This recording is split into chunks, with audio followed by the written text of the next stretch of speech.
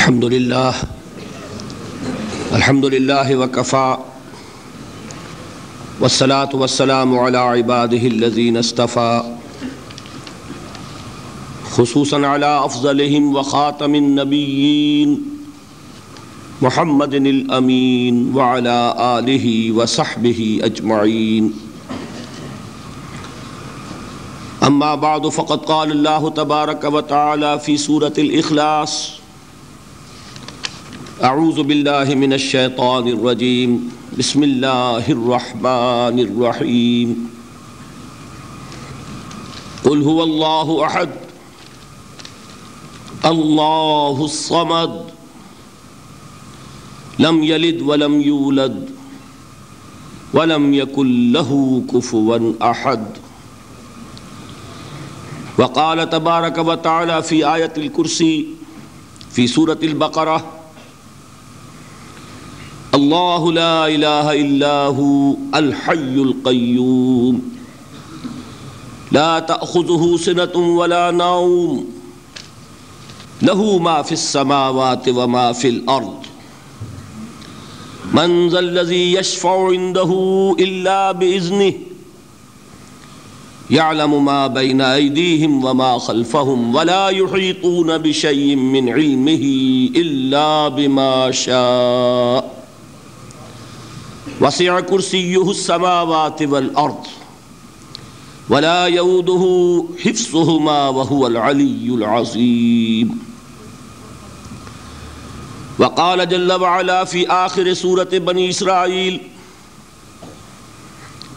وقل الحمد للہ الذی لم يتخذ ولدا ولم یکن له شریک فی الملک ولم یکن له ولی من الذل وکبرہ تکبیرا. وقال جل وعلا فی آخر سورة الکہف: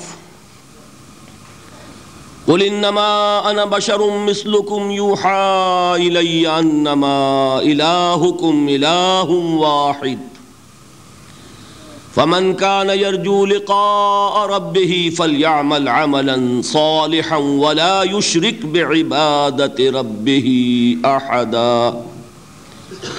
صدق اللہ العظیم. رب اشرح لي صدری ويسر لي امری واحلل عقدة من لسانی يفقهوا قولی. اللهم ربنا الہمنا رشدنا واعذنا من شرور انفسنا. اللهم ارنا الحق حقا وارزقنا اتباعه وارنا الباطل باطلا وارزقنا اجتنابه. اللهم ربنا انا نعوذ بك من الشك والشرك. اللهم ربنا لا تجعلنا من المشركين. آمین یا رب العالمین. آج کی گفتگو کا جو موضوع ہے حقیقت و اقسام شرک، اس کو بارے میں آپ کے ذوق و شوق کا مجھے پیشگی اندازہ تھا، اور وہ آج کی ابتدا ہی سے جو حاضری کی کیفیت ہے اس سے بھی از خود ظاہر ہے. لیکن میں آج ذرا پچھلی تقاریر میں جو دو اہم موضوعات رہ گئے تھے ان کا قرض ادا کر کے پھر شرک اور اقسام شرک کی طرف آؤں گا، اس لیے کہ ہمارے لیے وہ بہت اہم موضوعات ہیں. دیکھیے، ایک نہایت اہم موضوع جس پر تفصیل سے گفتگو ہوئی وہ حقیقت ایمان کی تھی. کل جس موضوع پر گفتگو ہوئی وہ نفاق کی حقیقت. ایمان کے ضمن میں بڑی تفصیلی گفتگو ہوئی، لیکن ایک سوال باقی رہ گیا کہ جہاں تک قانونی ایمان کا تعلق ہے وہ تو الحمدللہ ہمیں حاصل ہے. جب مسلمانوں کے ہاں ہم پیدا ہوئے تو وہ تو اللہ کا ایک عطیہ ہے، اس کا احسان ہے جو ہمیں خود بخود حاصل ہو گیا. سوال یہ کہ وہ حقیقی ایمان جو عبارت ہے یقین سے، وہ کیسے پیدا ہو.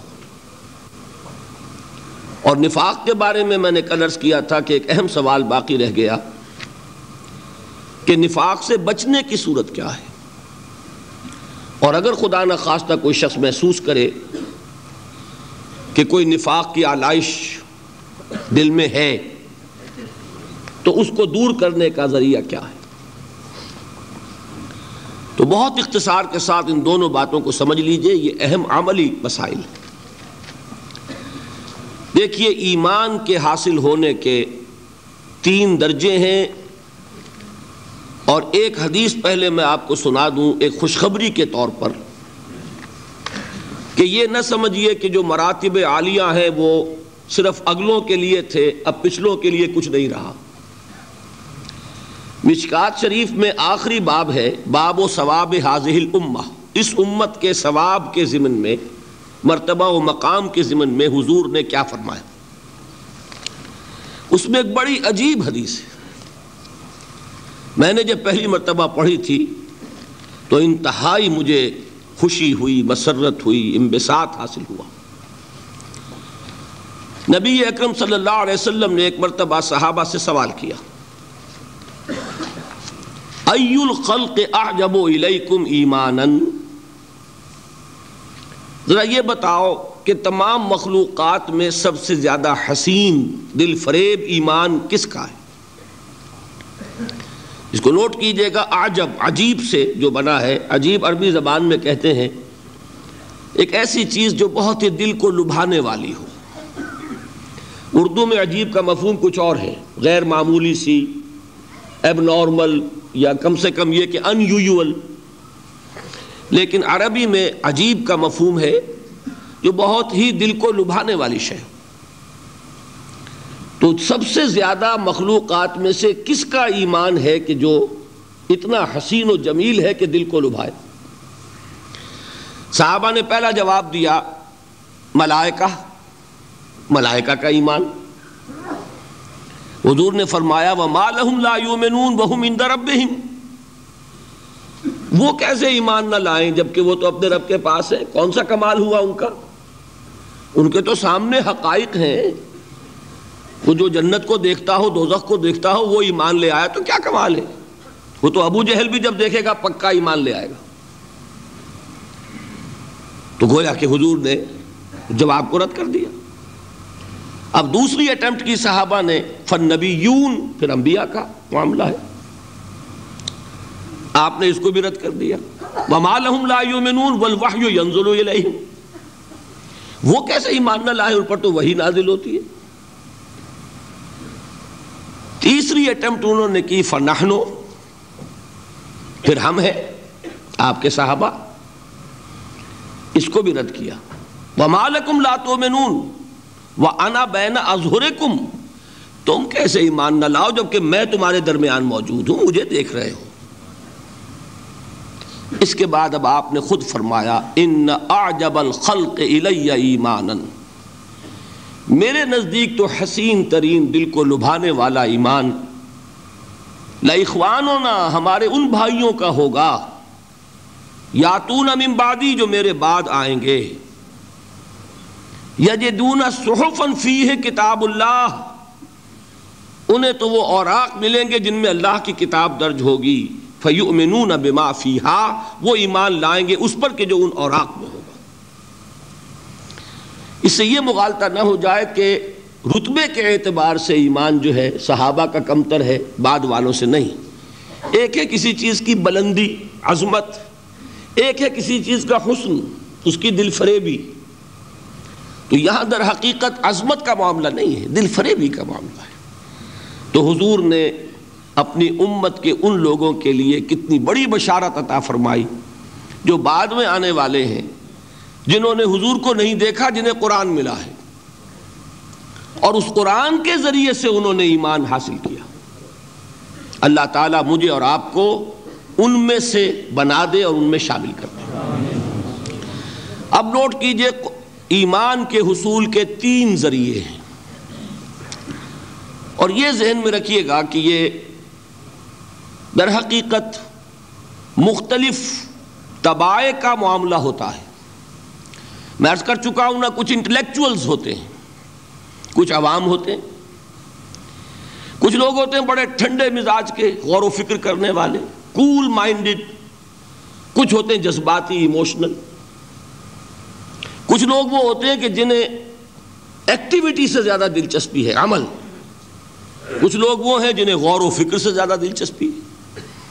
اب یہ ڈفرنٹ ٹیمپرامنٹس ہیں، ڈفرنٹ مزاج ہیں، اور ان کے اعتبار ہی سے مختلف ذرائع ہوتے ہیں جن سے کہ ان کو ایمان حاصل ہوگا.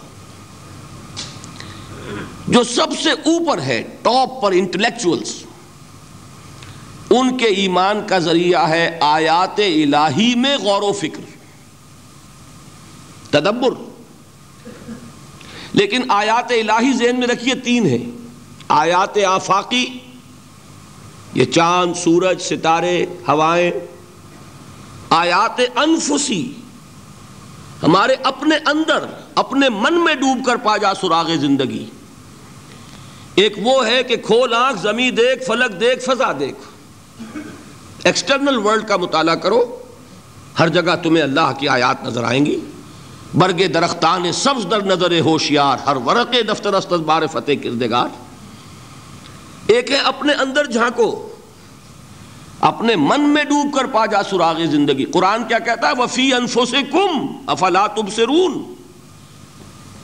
اور تیسری اہم ترین آیات کیا ہے؟ آیات قرآنیہ. ان تینوں میں گہرا ربط ہے.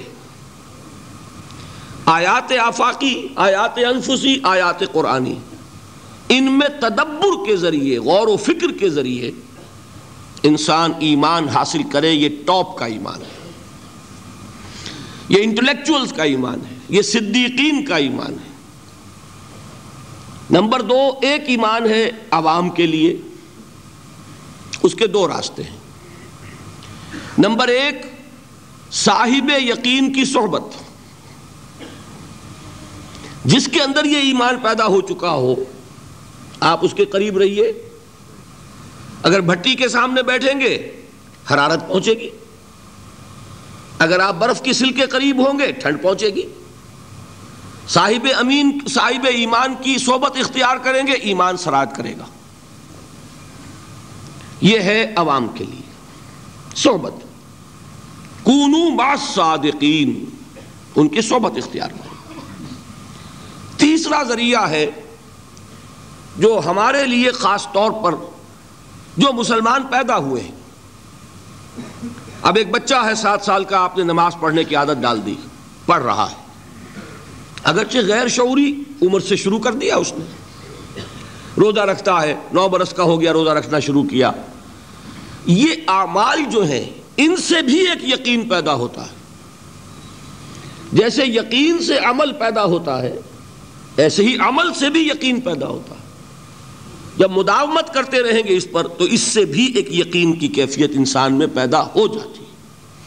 سورہ حجرات میں جو بحث آئی ہے اس کے آخر میں یہی ہے کہ اے نبی، یہ بدو جو دعوے دار ہیں ایمان کے، یہ آپ پر احسان دھر رہے ہیں. یمنون علیک ان اسلموا قل لا تمنوا علی اسلامکم بل اللہ یمن علیکم ان ہداکم للایمان ان کنتم صادقین.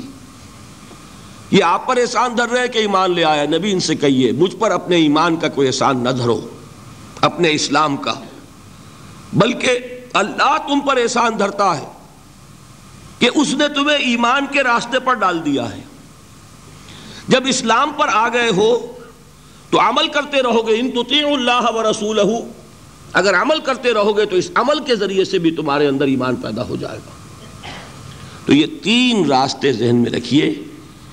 جو عوام ہے، غور و فکر، سوچ بچار، اس کی صلاحیت نہیں یا مواقع نہیں، ان کے لیے یہ 2 راستے ہیں، یقین بذریعہ عمل اور یقین بذریعہ صحبت.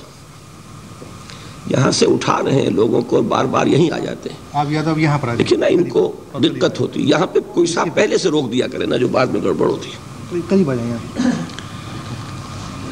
تو ایک ایمان ہے انٹلیکچوئلز کا، صدیقین کا، جن کو قرآن کہتا ہے اولو الالباب الذین یعقلون.